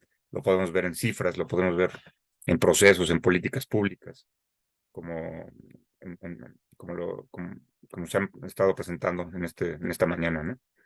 Y es esta imagen, finalmente, el tema del capitalismo verde trata de pintar de verde lo que sí, una torre de ladrillos rojos, pero contaminan exactamente igual, ¿no? O esto que se le llama empresa socialmente responsable, como si por poner este sellito se determinara la explotación de los trabajadores y desapareciera el tema de la plusvalía, ¿no? Y se dejara de contaminar. En realidad, pues se habla también de una especie de capitalismo inclusivo, que hay un video que los invito a ver, no da tiempo de pasarlo, pero que es impresionante el nivel de descaro que los grandes dueños del capital a nivel mundial pretenden hablar de un capitalismo inclusivo, como si el capital tuviera esa preocupación, ¿no? Y es más bien su antítesis, lo inclusive. Lo inclusivo, este es el video que los invito a que lo puedan ver, se llama Council for Class Inclusive Capitalism with the Vatican, ¿no? Y es impresionante ver las reflexiones y frases y descaradas maneras de mentir que tienen ahí los que participan en este llamado capitalismo inclusivo, ¿no? Y en términos generales, independientemente de que puedan quedar unos minutos más después para un último comentario, pero perspectivas generales, socialismo, barbarie, ¿no? Creo que no hay que recurrir mucho en la historia y simplemente retomar a Rosa Luxemburgo, socialismo, barbarie, eso es colapso o alternativas, ¿no? No hay que buscar más, digamos, o tratar de crear y entender si desde el capitalismo puede haber un cambio que evite este proceso acelerado de destrucción del medio ambiente y de las condiciones de vida en el planeta, más que pensar en una alternativa sistémica, finalmente, ¿no? Como lo planteamos desde un principio, como hemos estado coincidiendo desde diferentes perspectivas, en el mismo punto se trata de buscar esa alternativa que puede tener este apellido, que puede tener, ¿no? Pero es un sistema alternativo y es un sistema que no encaja dentro de las dimensiones del capitalismo. Y en ese sentido, pues, en lo inmediato, digamos, habrá que plantear un conjunto de medidas drásticas de cuidado ambiental, de cambios estructurales en clave multidimensional que tiene que ver con las formas de producción, pero también las formas de la cotidianidad de las sociedades, de las formas de entender lo material, ¿no? Que pasa por, obviamente, una reconfiguración del Estado, una conciencia individual. Y ahí un poco de la mano de Rafael Correa, que planteaba la lógica de reflexionar sociedad con mercado y no de mercado, ¿no? Que es, creo que, el aspecto sustancial. Ahí comparto el link de una página que tengo donde algunas publicaciones están apuntando a estos aspectos, por si les interesa a quienes están viendo esta transmisión. Y bueno, simplemente hacer referencia a la trascendental y desgraciadamente vigente, desgraciadamente lo digo porque lo que planteó Fidel hace 31 años, pues sigue estando inclusive en peores condiciones, ¿no? La realidad climática y ecológica de nuestro planeta y las dimensiones de un orden económico internacional, como lo mencionaba él en el discurso, plenamente injusto, la continuidad de importar parámetros y estilos de vida que también hacían parte de este discurso Fidel, sigue siendo la tónica, esa hegemonía mediática, cultural, que impone en las sociedades del sur global la idea de que tener es la meta de la vida y no ser. Y entonces invitar simplemente a que revisemos el contenido de este discurso que tan trascendental, parámetro y proyección en su momento de algo que nadie lo escuchó, ¿no? Que finalmente el sistema siguió funcionando de mal en peor, digamos, en términos destructivos y depredadores. Y entonces nada más hacer referencia a Fidel con este histórico y valioso discurso de 5 minutos, como él lo advertía ahí en el, la grabación, ¿no? Aquí dejo mi participación. Tu micrófono. Nos quedan unos minutitos por persona, ¿no? Sí, pues básicamente tú ahondaste en el tema, pues yo no les voy a quitar más tiempo para seguir con las exposiciones. Me quedo nada más con esta frase que dijiste comprar es existir, y esta guerra que le declara el capital a la humanidad, que está así de claro, no hay que ponerle más palabras, pues tú ya lo pusiste, y más bien le doy la palabra a Andy Button para pues seguir con las reflexiones. Por favor, Andy. Sí, este es un poco entrar en la teoría, porque creo que cuando abrió el coloquio, Néstor habló del crisis del marxismo y del policrisis del sistema. Y de hecho, la teoría que es esencial, en mi opinión, para entender lo que está ocurriendo es la teoría de renta de Marx, que no se puede encontrar antes de leer 3 tomos del Capital. Entonces es una crisis que la mayoría de marxistas, por lo menos en mi país, nunca he encontrado, porque nunca he leído 3 tomos de Capital. Pero tenemos que estudiar, porque es el vínculo entre el sistema económico y el sistema medioambiental. Es cómo el capitalismo aprovecha y hacer ganancias desde la naturaleza. Cuando hablamos de no el mercado, cómo capitalismo crear un mercado con la naturaleza. Y de hecho, el punto clave, en mi opinión, en tomo 3 de Capital, es que la mercancía es una contradicción de ser un producto de capital y un producto de la fuerza de trabajo.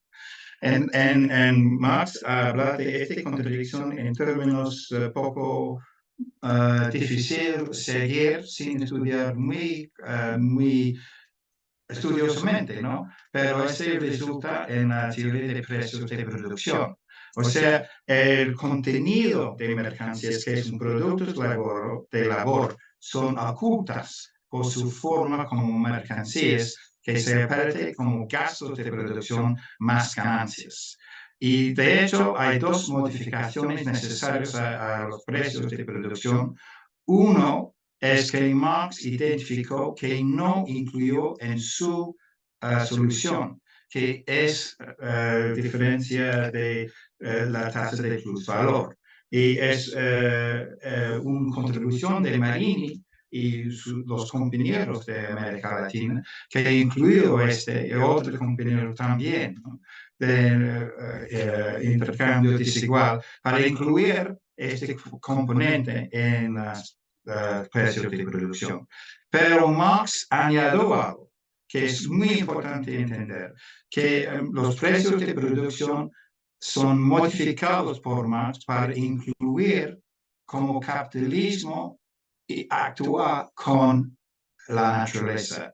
Y no hay tiempo para entrar todo eso ahora, pero es súper importante, es la clave para la contribución marxista a nivel de pensamiento, a explicar lo que está ocurriendo. Que hay la posibilidad de ganar ganancias extraordinarias si capitales pueden aprovecharse de condiciones más favorables que se encuentran en la naturaleza para mejorar la productividad social y la fuerza de trabajo abajo de su control. Es una manera de llegar a un plusvalor extra y una ganancia, plus ganancia también.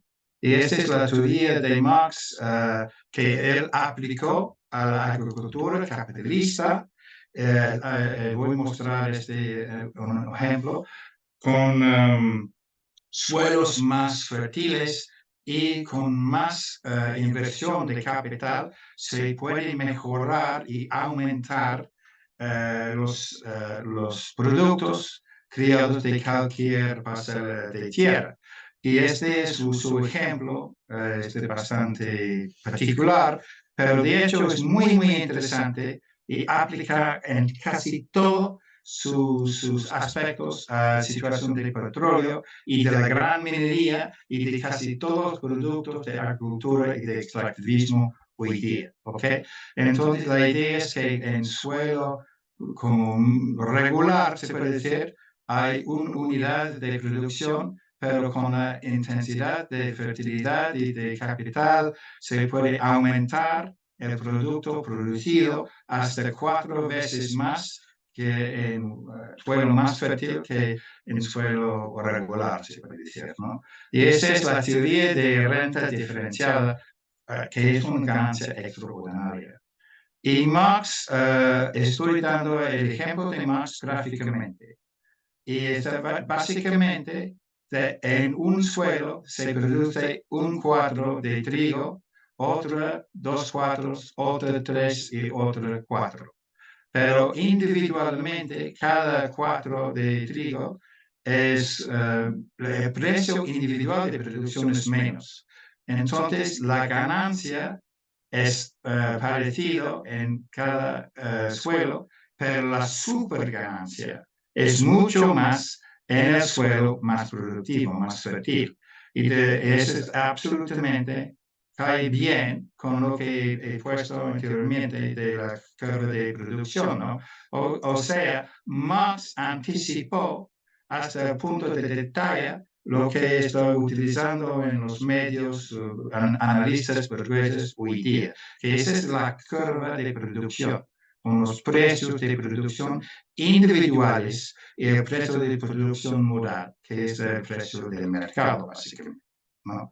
Entonces, para explicar o ilustrar, estas son la diferencia entre los precios individuales de producción y el precio modal, que es el punto de 80 dólares por barril. Entonces, hay dos precios de producción socialmente interesantes. El precio de producción modal es el precio en que lo menos productivo está ganando una ganancia media, ¿ok?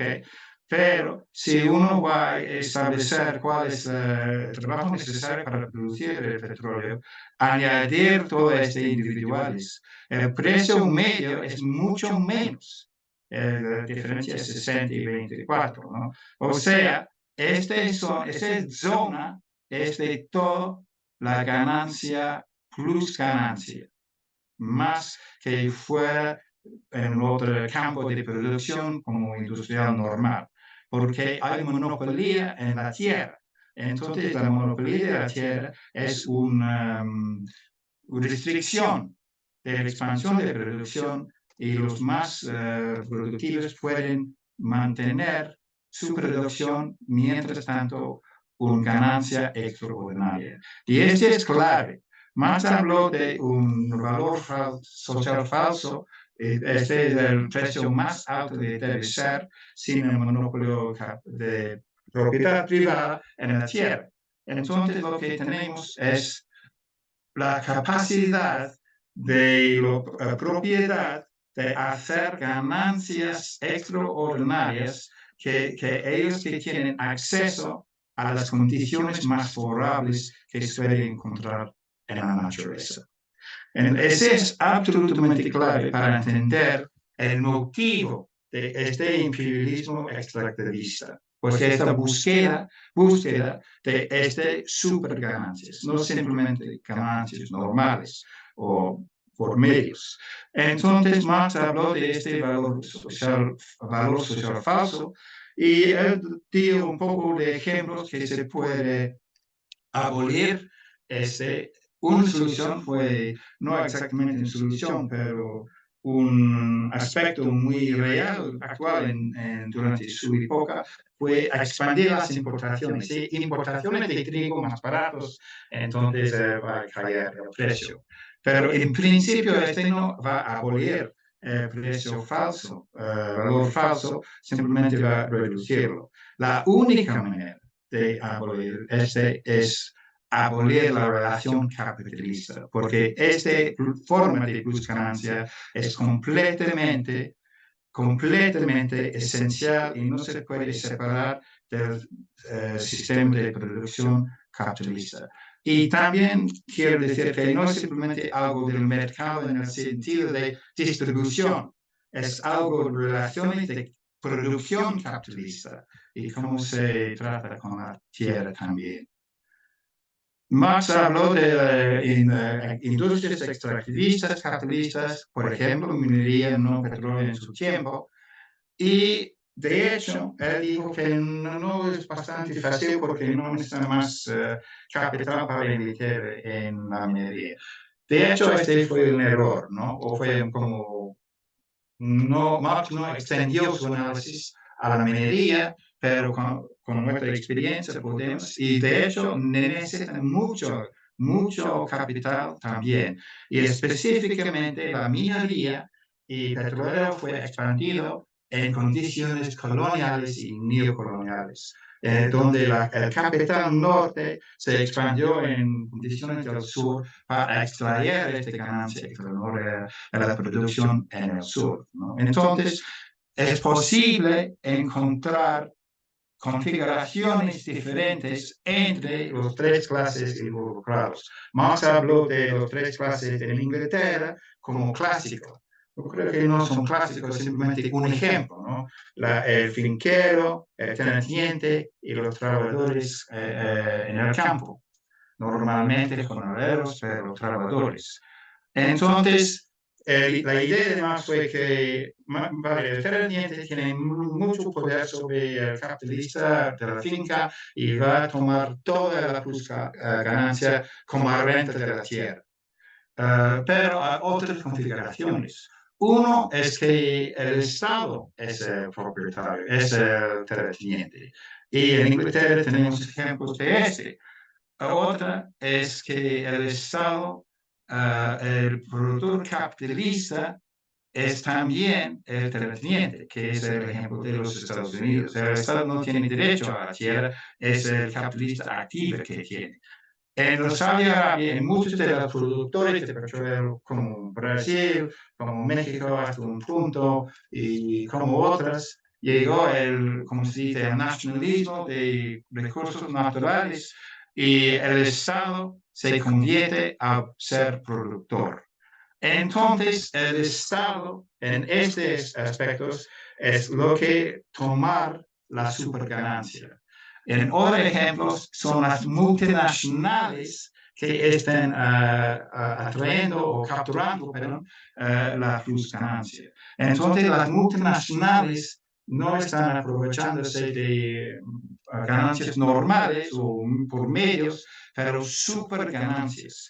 Entonces, el impulsador es más que el mercado. El impulsador es la búsqueda de lograr superganancias. Y la forma de la búsqueda es utilizar militarismo y otros para asegurar estas superganancias en competencia con otros poderes si se necesita llegar a este punto también. Esta es la conexión entre la teoría de renta de Marx y la teoría del imperialismo de Lenin.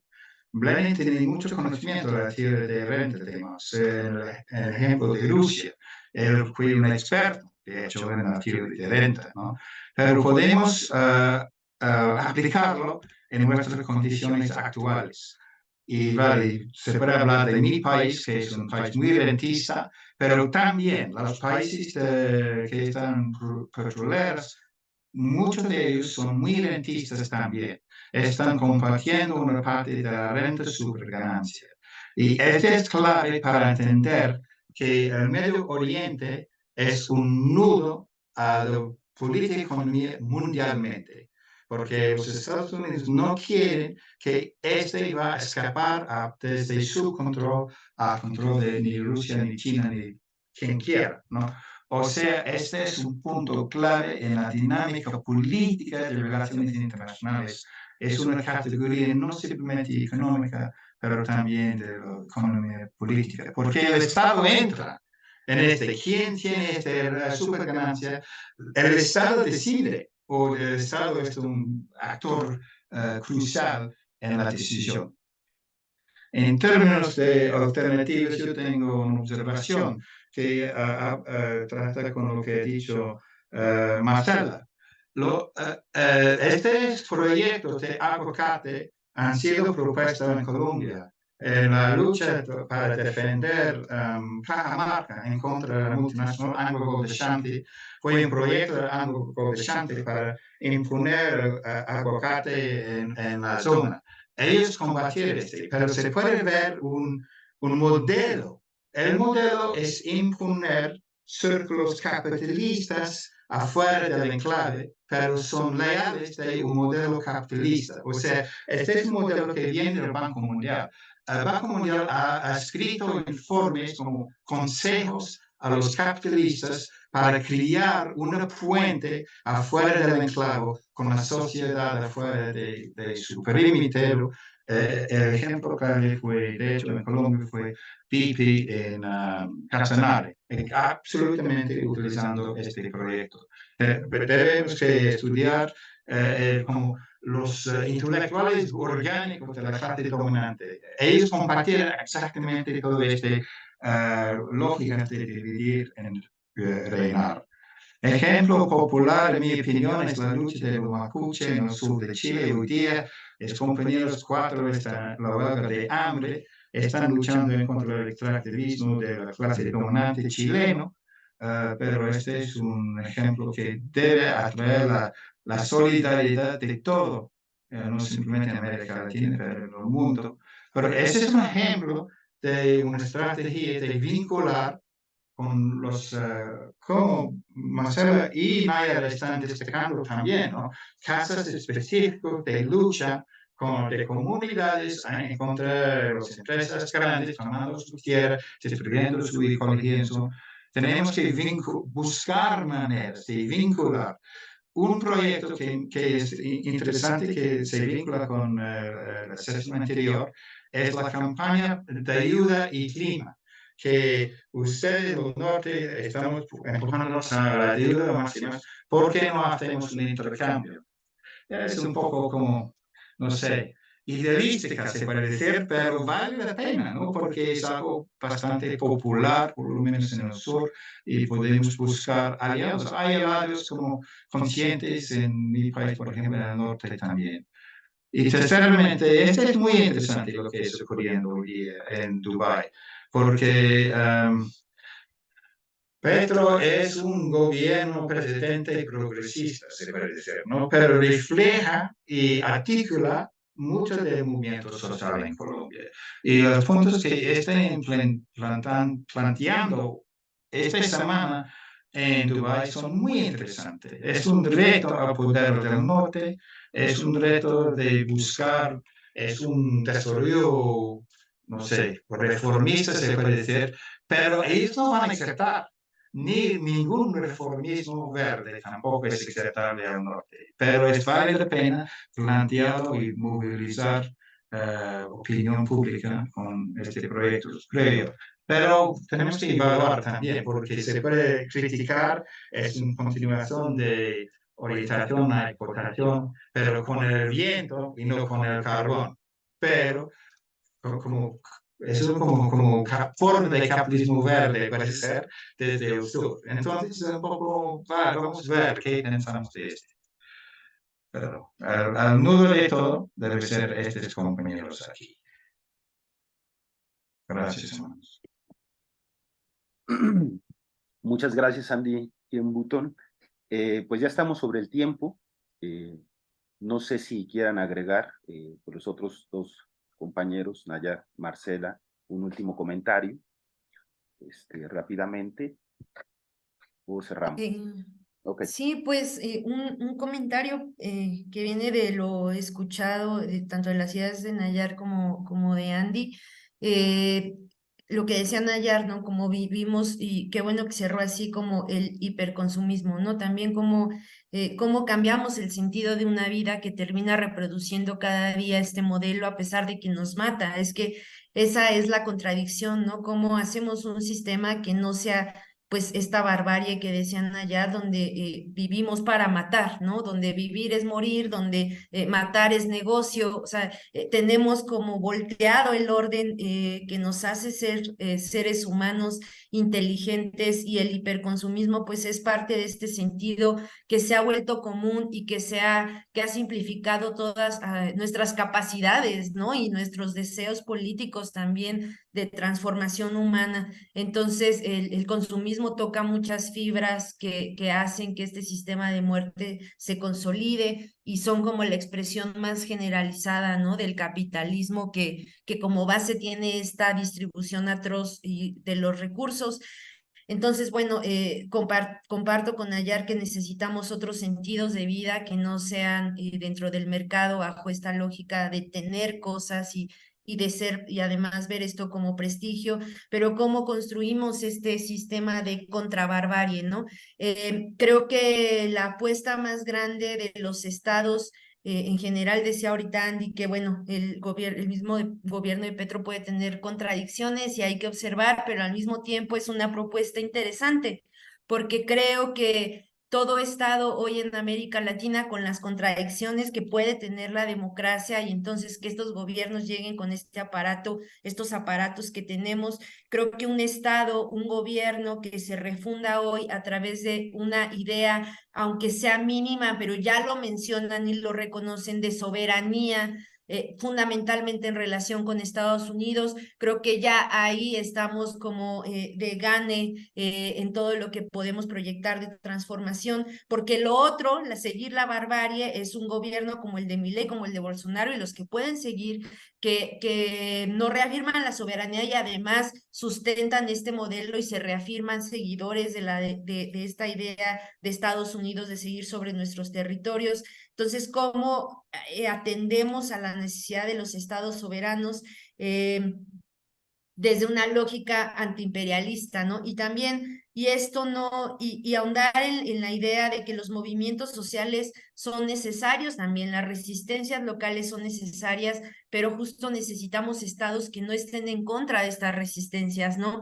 Porque además digamos, los estados se convierten en el brazo armado de las corporaciones dentro del neoliberalismo. Entonces, luchar por la transformación estatal, pero también construir resistencias, movimientos sociales alternativos, creo que es un camino que muestra pues algunas luces. Lo que pasó en el estado boliviano en 2005, ¿no? Bueno, desde 2002-2005 con la guerra del agua y del gas, ¿no? El gas iba para los gringos, el agua para los gringos y los franceses, y son los movimientos sociales en las calles los que se manifiestan contra la privatización de los recursos, pero que también pugnan por un nuevo Estado que al final se consolidó en un Estado plurinacional.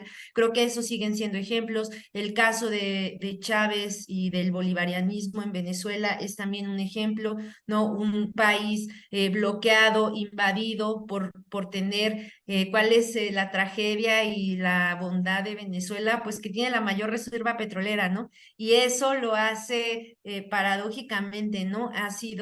Eso lo hace ser un país perseguido el día de hoy y amenazado. Y bueno, a pesar de vivir esta amenaza imperial de manera concreta, directa, que ha ocasionado bastantes tragedias, pues Venezuela sigue siendo un espacio donde se apuesta por un proyecto socialista desde las comunas, ¿no? Que justamente serían espacios de producción de alimento, de intercambio de ideas, de organización política colectiva, que responden de manera contraria a esta lógica que hemos venido mencionando en la charla.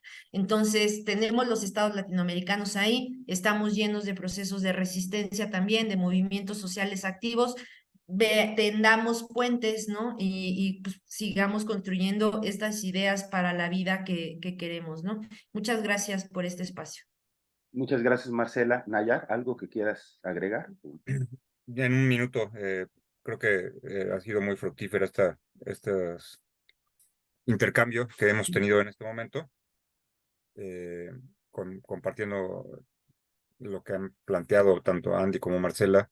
Creo que tenemos un panorama sobre la gravedad de la situación que vive el planeta y que vive la humanidad a través de este colapso ecosocial, de esta crisis civilizatoria y de la necesidad, sobre todo, de fortalecer, ampliar, difundir, especialmente, pues el conjunto de alternativas que existen en diferentes regiones y países del sur global, sobre todo del sur global, pero no menos que en el norte, y, y pues estar, digamos, como lo comentaba en un principio Néstor en la mañana, pues apoyando las luchas de los pueblos, ¿no? En sus procesos de liberación que tienen dimensiones amplias, digamos, ¿no? Y diversas.